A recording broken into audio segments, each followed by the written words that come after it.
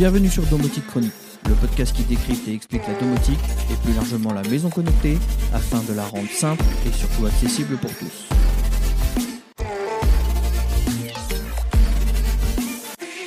Vous l'avez peut-être remarqué, il y a de plus en plus de produits estampillés Matter qui font leur apparition sur le marché. Comme attendu, même si cela aura pris un petit peu de temps, Matter est en train de s'installer comme le nouveau standard pour unifier les objets dans la maison connectée. Mais ces dizaines de références qui arrivent sur le marché avec le logo Matter, le consommateur final, en tout cas nous, amateurs de domotique, nous sommes en droit de nous demander qu'est-ce que cela peut vraiment bien apporter à la domotique, sachant que nous avons déjà des systèmes qui permettent de faire l'interaction entre les différentes plateformes et les différents protocoles. Il est vrai que la domotique pure et dure, comme nous la connaissons déjà, la domotique à base de systèmes domotiques libres et intelligents, n'a pas attendu l'arrivée de Matter pour commencer à unifier les marques et les protocoles entre eux. C'est d'ailleurs une force pour un système domotique. Je parle ici du véritable système domotique. Je ne parle pas d'une solution plus ou moins bridée comme le font certaines marques comme Somfy et d'autres. Je parle bien d'une solution ouverte de type JDOM, Home ou encore Home Assistant. Ces systèmes parviennent à faire cohabiter toutes les marques et tous les protocoles en un seul et même point pour faire un usage centralisé et unifié avec ou sans Matter. Alors forcément, on en vient à se demander ce que Matter pourrait bien nous apporter de plus quand on a déjà un écosystème uniforme et qui dialogue avec les différentes marques, les différents protocoles sans problématique particulière. Car oui, votre système domotique fait déjà office de hub intelligent pour faire cohabiter tout ce petit monde.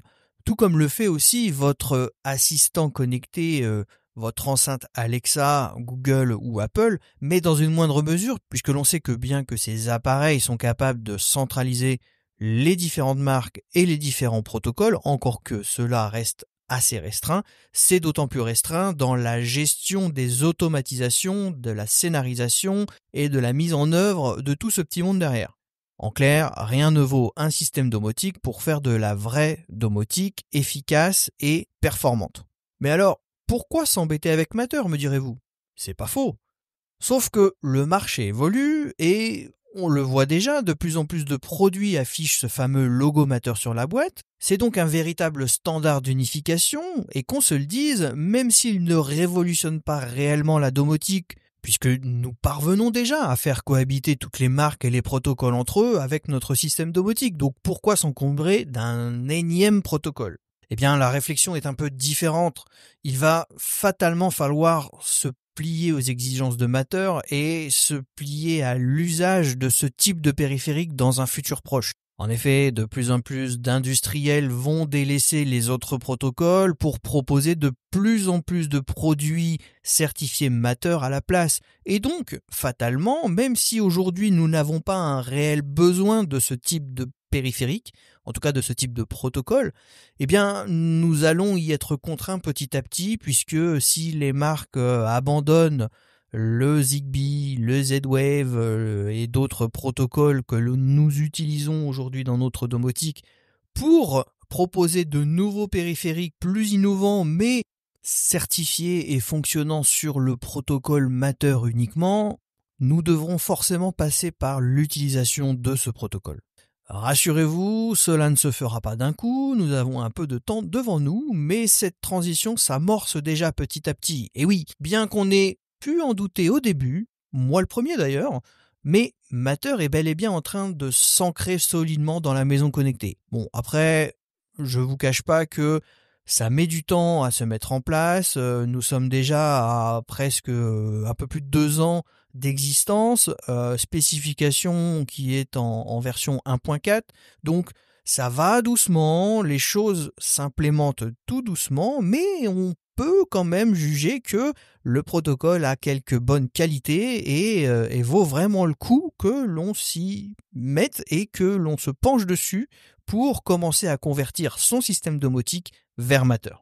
La matière, traduction du mot anglais Matter, est donc doucement en train d'être adoptée sur le marché de la maison connectée. Doucement, je vous l'accorde. Google, Apple et Amazon ont effectivement réussi ce pari qui était loin d'être gagné au départ. D'ailleurs, quand en 2021, les annonces ont commencé à fuiter sur une possible alliance entre ces trois-là et d'autres, ça paraissait totalement improbable. Jusqu'à présent, on avait toujours connu Google, Amazon et Apple plus se tirer dans les pattes que marcher main dans la main pour essayer de construire un projet en commun.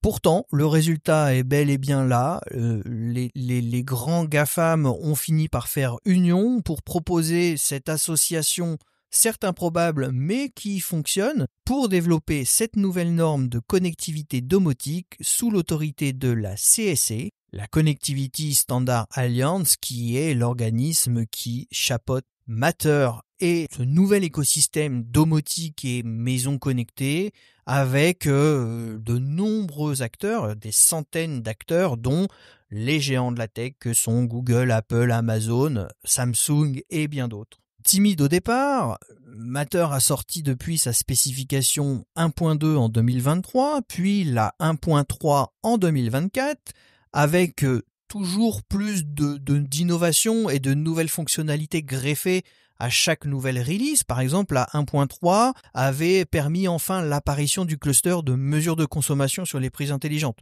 Car oui, en effet, après 2 années d'existence, une prise intelligente certifiée Matter ne pouvait faire que du on-off.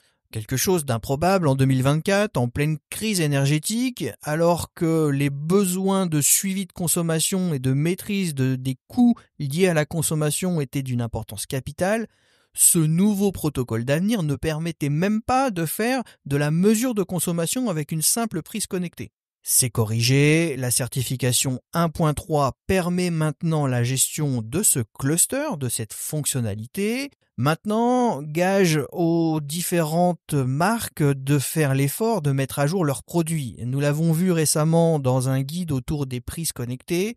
Surprise, surprise, un nom d'article très évocateur puisque dans le détail, on a analysé 5 prises Matter au travers du Wi-Fi et on se rend compte que tous ne font pas l'effort de mettre à jour leur firmware, bien que techniquement le hardware de la prise permet la mesure de consommation, ce qui est possible en Wi-Fi via l'application mobile, la méthode legacy, j'ai envie de dire, le moyen historique de gérer un objet connecté, mais quand on bascule sur le protocole Matter au travers d'un système qui permet de gérer Matter, on se rend compte que cette prise, bien que le hardware le permette, ne permet toujours pas de faire de la mesure de consommation via le nouveau cluster implémenté en 1.3, sachant qu'aujourd'hui nous sommes en 1.4 et que ça fait déjà quelques mois que beaucoup d'autres marques ont vu une mise à jour permettre un nouveau firmware et la prise en charge de cette spécification. Matter, c'est un peu ça. Matter, c'est l'union de plein de marques qui veulent surfer sur la vague, mais maintenant, il faut que les marques jouent le jeu et aillent au bout des choses et, comme toujours, supportent leurs produits correctement. Et ça, dans la grande distribution, c'est quelque chose que l'on voit souvent et c'est là où des petits acteurs de la domotique qui étaient quand même beaucoup plus sérieux auparavant sur des protocoles maîtrisés comme le Z-Wave ou le Zigbee nous permettaient d'avoir des mises à jour régulières des firmware. Aujourd'hui, on a plus des industriels du grand public qui veulent surfer sur la tendance Matter, sortir des produits avec la spécification Matter, mais ne vont pas forcément jusqu'au bout pour mettre à jour ces produits quand une nouvelle fonctionnalité arrive et peut être portée sur ce produit. C'est un peu dommage et on attend des industriels qu'ils fassent un sacré effort sur cette partie pour vraiment permettre à nous autres consommateurs d'exploiter Matter comme il se doit. Voilà donc encore une preuve que le protocole Matter et son implémentation sur le marché va nécessiter encore un peu de temps. Ne se précipite pas, mais avance doucement et sûrement en proposant à chaque nouvelle spécification pas mal de nouvelles fonctionnalités qui le rendent de plus en plus intelligent. De nouveaux types de produits, de nouvelles fonctionnalités, même si cela ne révolutionne pas encore la domotique puisque la plupart des choses qui sont implémentées aujourd'hui sont des choses que nous connaissions déjà. En revanche, ça nous permet de bénéficier des avantages de Matter sur certains produits qui fonctionnaient sous un protocole avec des contraintes différentes auparavant. Au-delà de l'unification et de la simplification promise par Matter, c'est aussi des produits qui fonctionnent localement et permettent un contrôle rapide et réactif. sans cette dépendance au cloud qui s'efface enfin de la smart home. Ouf, merci. C'est donc ça aussi, Matter. C'est donc plus de fonctionnalités au niveau local, donc de fonctionnement local sans dépendance à une API ou quelque chose dans le cloud qui ferait que quand votre connexion Internet est dégradée, eh bien votre maison connectée, elle aussi est dégradée. Ce n'est absolument pas ce que l'on veut voir et c'est ce vers quoi on tend grâce à Matter. Donc Matter a quand même des avantages et l'exploiter va nous permettre d'aller vers cette unification de la maison pilotée en local sans ou avec le minimum de dépendance, avec beaucoup plus de sécurité, beaucoup plus d'interaction, beaucoup plus de rapidité, tout ce qu'on attend d'une maison connectée. Du côté de la domotique pure et dure, la vraie domotique comme on l'aime, celle que l'on connaît avec Home Assistant ou JDOM, c'est-à-dire de véritables systèmes domotiques, là aussi Matter avance à grands pas. D'un point de vue technique, on peut utiliser un appareil compatible Matter avec la domotique Home Assistant sans se connecter à un cloud spécifique au fournisseur depuis la configuration d'une intégration par exemple, c'est-à-dire rentrer des credentials pour avoir accès à une API qui va permettre au travers d'un service cloud de récupérer l'état des produits pour les remonter dans la domotique Home Assistant. On sait qu'aujourd'hui ça fonctionne, mais on veut tendre vers quelque chose de local. Eh bien via Matter, cette association est faite via le protocole Matter en local et donc l'intégration dans Home Assistant au travers de l'intégration Matter, bien que en bêta, se fait d'une simplicité déconcertante. En plus, Matter adopte cette méthode d'adoption d'enrôlement des périphériques via un QR code, ce que faisait très bien HomeKit, l'environnement domotique d'Apple auparavant. Un simple scan d'un QR code depuis un smartphone va permettre de remonter et de lier l'appareil dans Matter, dans le réseau local Matter, donc dans Home Assistant, mais également dans les différents autres hubs de la maison qui pourraient gérer Matter. Un Amazon Echo, un Apple HomePod ou alors un Google Nest compatible Matter va voir quand vous allez remonter le périphérique Matter sur un de ces équipements, devrait le voir sur tous les autres. Ce n'est pas encore tout à fait vrai aujourd'hui, en tout cas dans la manière de mettre en œuvre de manière automatique sur les différents systèmes. On n'a pas toujours cette association depuis un point qui fait l'unification et propage l'équipement sur les autres. En revanche, ça reste quand même assez simple de générer un code depuis le premier système où on l'a associé, un code d'association Matter, pour aller le reporter sur un autre des systèmes de la maison compatible Matter, pour en faire l'association et l'avoir dans les différents points ponts de la maison qui gère Matter. Mais on attend quand même du mieux aussi de ce côté-là, avec une intégration plus smooth, plus fluide, qui va vraiment permettre de prendre son smartphone, de prendre son objet, de scanner le QR code, peu importe l'environnement ou le pont de connexion Matter, et le voir se propager sur les différents autres appareils. C'est pas encore tout à fait ça, mais on s'y approche et ça s'améliore avec le temps. On voit quand même de nettes améliorations sur ce procédé, donc on tient le bon bout. Personnellement, j'utilise de plus en plus Matter avec Home Assistant, bien qu'en bêta, l'intégration Matter est très très stable. Le seul vrai problème que je trouve aujourd'hui est l'effort des fabricants pour permettre l'exploitation des produits Matter qui ne sont pas encore suffisamment bons. Ce que je vous donnais comme exemple tout à l'heure avec une prise connectée, eh bien typiquement, la marque Tapo, mais on pourrait en citer d'autres, ne permet pas de gérer le suivi de consommation avec sa prise, alors que la spécification 1.3 de l'année dernière permet déjà de le faire. On attend de ces fabricants qu'ils jouent vraiment le jeu et qu'ils nous permettent de faire évoluer les produits au fil de l'évolution du protocole, c'est-à-dire qu'une prochaine mise à jour du protocole qui va permettre de prendre en charge une nouvelle fonctionnalité pour laquelle un produit serait physiquement en capacité à le supporter, eh bien, on attend, un peu comme Meros le fait sur une prise connectée qui fait exactement le même rôle, on attend de cet industriel qui libère assez rapidement une mise à jour du micro-logiciel de l'équipement pour permettre la prise en charge logicielle de la nouvelle fonctionnalité. Actuellement, on a plus l'impression que Matter est Pour plusieurs marques qui proposent des produits sur ce protocole, focus sur un argument marketing, proposer un maximum d'objets compatibles Matter sans proposer vraiment un support complet derrière. Finalement, on se retrouve avec pas mal de produits certifiés Matter, mais que si on veut les exploiter avec l'ensemble de leurs fonctionnalités, on est toujours obligé de les exploiter depuis l'application mobile sans passer par Matter. Et c'est un peu dommage, et on attend vraiment des industriels et des différentes marques qu'elles fassent l'effort sur cette partie et nous proposent des prises en charge complètes via Matter et pas seulement un argument marketing. Ce produit est compatible Matter et dans un futur proche, nous allons faire l'effort de vous proposer quelque chose pour le gérer au travers de Matter. Non, on veut acheter un produit Matter pour le gérer dès maintenant sous Matter en fonction de ce qui est déjà pris en charge par le protocole. Le cas de la prise Meros est vraiment un cas d'école. Cette prise, je l'ai reçue de la marque bien avant même qu'elle soit commercialisée. C'est-à-dire qu'à l'époque, quand je l'ai reçue, je ne pouvais la gérer que via l'application mobile Meros en tant que prise connectée Wi-Fi.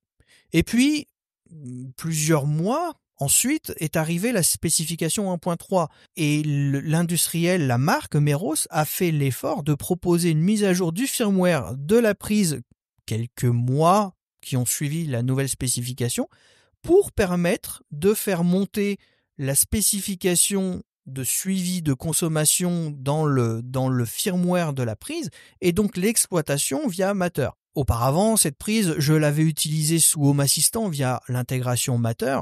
Elle me permettait que de faire du on-off. C'était dommage parce que quand je la basculais dans l'application Meros, en Wi-Fi sans passer par le protocole Matter, je pouvais faire du suivi de consommation. Bon, au début, ce n'était pas supporté sur Matter. Il fallait attendre que la version 1.3 sorte pour apporter ce support de suivi de consommation. Pourquoi pas? Quand le support est arrivé, la marque a joué le jeu, a proposé un nouveau firmware et maintenant, j'ai désinstallé la prise de Home Assistant. Je l'ai simplement réassocié le temps de faire la mise à jour sur l'application Wi-Fi Meros. Je l'ai ensuite très simplement réassocié avec mon Home Assistant et maintenant je peux faire du suivi de consommation aussi simplement et aussi de manière aussi fiable que ce que je fais avec des prises qui fonctionnent en Zigbee ou en Z-Wave. Donc c'est possible. Maintenant, on attend simplement des industriels et des différents acteurs de la CSE qu'ils jouent le jeu et qu'ils nous proposent assez rapidement des mises à jour des produits pour pouvoir les exploiter au travers de Matter. Alors j'ai mentionné Tapo, mais on peut aussi mentionner Shelly, Akara, pas mal de marques en fait qui proposent des produits Matter, ne proposent pas toujours le support de toutes les fonctionnalités du produit via Matter. Et c'est bien dommage puisque on attend quand même de ce genre de produits de pouvoir les exploiter directement sous Matter. Et c'est selon moi un point de bascule important qui peut arriver à convertir une grande partie des utilisateurs de domotique historiques qui ont connu les périphériques Zigbee, les périphériques Z-Wave, sans avoir l'utilité de passer sur du Matter. Mais si des produits Matter plus innovants, avec de nouvelles fonctionnalités, des choses un peu inédites et qui sont déjà sur le marché, mis en avant avec le support de toutes les fonctionnalités via Matter, on va arriver à convertir beaucoup de monde. En revanche, si les industriels continuent à jouer ce jeu, j'ai peur que cela soit un problème dans le futur pour l'implantation et l'adoption du standard Matter vers le plus grand nombre.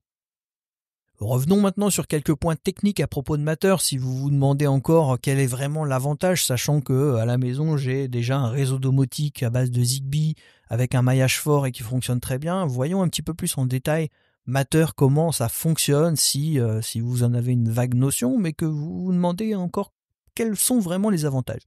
La spécification de Matter elle-même ne dispose pas de son propre protocole radio ou son propre protocole de transport réseau. Mais c'est plutôt un protocole de contrôle, c'est-à-dire qu'il va fonctionner au-dessus de l'infrastructure réseau existante. Pour les plus calés en réseau, Matter agit au niveau de la couche application du modèle OSI. Si comme moi vous avez fait des études de réseau, ça va vous parler le modèle OSI, c'était quelques bons souvenirs de cours de l'époque. Le protocole IP est basé sur différentes couches et nous avons des couches de transport, des couches de communication, des couches applicatives et donc ce Matter intervient sur la couche applicative, c'est-à-dire la couche 7 de mémoire du modèle OSI et la couche qui permet de faire des choses un peu plus intelligentes que simplement du transport de données ou de trame au travers du réseau. Mais ces couches inférieures sont primordiales et hautement intéressantes. Les périphériques Matter communiquent donc à l'aide d'une communication IP standard, TCP/IP, basé sur l'IPv6, c'est-à-dire votre réseau local existant, le Wi-Fi ou le filaire, l'Ethernet. Mais Matter est plus complexe que ça, puisque Matter ne se contente pas de faire du Matter au travers du Wi-Fi, comme on l'appelle aussi, mais fait aussi du Matter au travers Thread. Thread est un autre protocole de communication imbriqué dans Matter, mais attention à la confusion. Thread, là aussi, n'est qu'un mode de communication. Tout comme le Wi-Fi en est un autre pour acheminer les communications entre les appareils. Pour schématiser, Thread comme le Wi-Fi sont des tuyaux. Matter est la langue universelle qui fait communiquer les objets entre eux. C'est l'eau qui coule dans ce tuyau. C'est donc la matière première, d'où le nom de Matter peut-être, la matière en anglais. En ce qui concerne les avantages de Thread, c'est un peu différent du Wi-Fi et c'est même un petit peu plus intéressant. Les réseaux Thread sont des réseaux maillés qui ont une faible latence. Quelque chose qui nous rappelle un petit peu quelque chose qu'on connaît en domotique, c'est le Z-Wave ou le Zigbee. Des réseaux maillés qui permettent ce tissage de toiles d'araignée au sein de la maison avec des routes différentes. C'est quelque chose de très intéressant. Et bien, Thread, au travers de Matter, permet ce maillage et donc cette performance un peu plus poussée que ce que permettrait le Wi-Fi. Un peu plus intelligent que le Wi-Fi, Thread est aussi en capacité à faire de l'auto-évaluation et de l'auto-réparation, un petit peu comme le Zigbee encore, hein. C'est quelque chose qui n'est pas nouveau, c'est quelque chose que nous connaissons déjà, mais c'est pas quelque chose que nous allons perdre quand nous allons passer d'un réseau Zigbee à un réseau Matter. Nous allons toujours avoir cette notion-là. Simplement, attention, Matter prête un petit peu à confusion parce qu'il y a Matter over Thread et il y a Matter over Wi-Fi. Vous avez des périphériques basiques de type maison connectée comme on les a connus auparavant, qui fonctionnent en Wi-Fi, qui vont gagner avec la fonctionnalité Matter, vont pouvoir être gérés dans Matter mais au travers du réseau Wi-Fi. Et puis vous avez une autre catégorie de périphériques qui sont un petit peu moins fréquents sur le marché, hein. C'est vrai qu'on le voit plus souvent des périphériques Matter au travers du Wi-Fi que des périphériques Matter au travers de Thread, mais Thread va être intéressant quand on aura plus de périphériques. Déjà, ça fera baisser un petit peu les coûts puisqu'ils sont quand même beaucoup plus chers que des périphériques qui utilisent le Wi-Fi. Mais surtout, ils utilisent cette notion que l'on connaît du Zigbee qui est très intéressante et qui vient apporter vraiment un plus amateur. Donc c'est vraiment quelque chose à considérer pour le futur et peut-être s'orienter vers Thread en plus de quelques appareils Wi-Fi. En tout cas pour des appareils un peu clés de la maison, orientés sécurité, ça peut être quelque chose d'intéressant à garder en tête. Enfin, Matter, c'est un protocole d'interopérabilité. C'est-à-dire que le but de Matter est de permettre de faire communiquer entre eux davantage d'appareils et de plateformes, quelle que soit la connexion, car Matter inclut la communication avec les appareils Wi-Fi, comme nous venons de le mentionner, également Thread. Il y a également une notion de Bluetooth qui est utilisée essentiellement dans les phases d'association. Et puis, vous avez une autre catégorie, ce sont les appareils pontés pour Zigbee, c'est-à-dire les routeurs de bordure. Prenons l'exemple de Philips Hue, prenons l'exemple de Aqara, prenons l'exemple de pas mal d'autres solutions comme ça qui préfèrent continuer à utiliser un protocole Zigbee référent à un hub, c'est-à-dire la box. Aujourd'hui, Aqara permet de continuer à faire du Zigbee avec de nouveaux périphériques et propose encore de nouveaux périphériques fonctionnant en Zigbee qui se connectent au routeur Aqara, donc au hub Aqara, et c'est le routeur Aqara qui va rendre disponibles les différents périphériques qu'il a sous son contrôle, c'est-à-dire tous les périphériques Zigbee que lui connaît et que lui gère avec son réseau Zigbee. Il va pouvoir les exposer sous Matter via la centrale, la box domotique Aqara, qui va pouvoir exposer l'ensemble de ces périphériques Zigbee sur le réseau Matter. On appelle cela des routeurs de bordure, et donc ce sont des routeurs qui font partie. Le routeur en lui-même communique à la fois avec Matter et à la fois avec le Zigbee. Le Zigbee est vraiment géré par ce routeur et non pas par la solution centrale Matter. En revanche, les différents périphériques enfants du pont qui sont en Zigbee sont exposés sur Matter. Et c'est aussi là la grande nouveauté.